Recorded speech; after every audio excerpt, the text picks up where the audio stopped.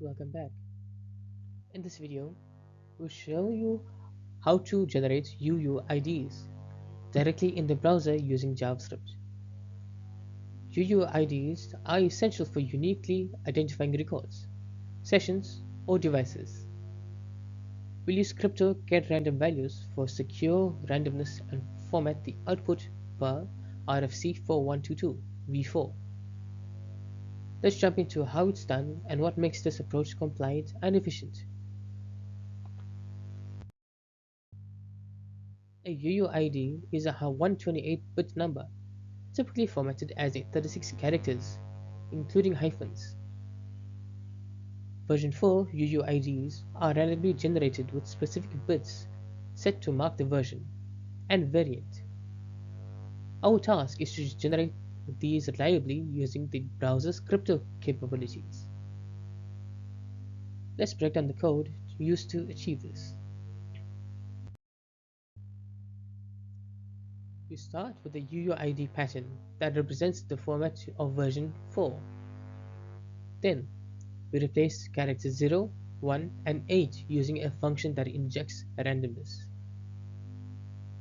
The crypto getRandomValues method ensures cryptographic grade randomness. Each segment is converted into a hexadecimal for proper formatting.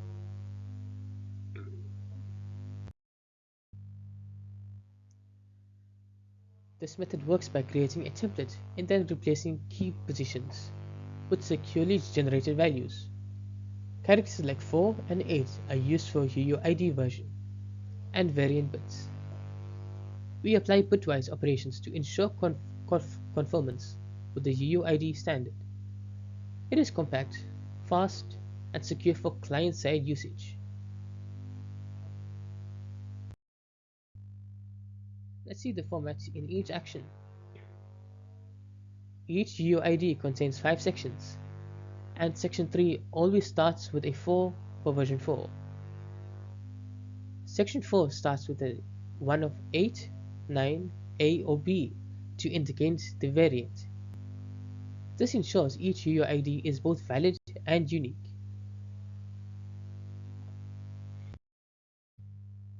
UUIDs are used everywhere in session tracking, databases, and security mechanisms. They help avoid collisions and preserve uniqueness across systems. This function gives you a reliable way to generate UUIDs entirely in the browser. Let's review key takeaways. We built a UUID generator that's browser native, RFC compliant, and easy to use. Using crypto get random values ensures security and reliability. You can now integrate this into your projects confidently. Thanks for tuning in, and happy coding! Thank you for watching. If you enjoyed this video, please make sure to like, share, and subscribe for more JavaScript tutorials. I'll see you in the next one.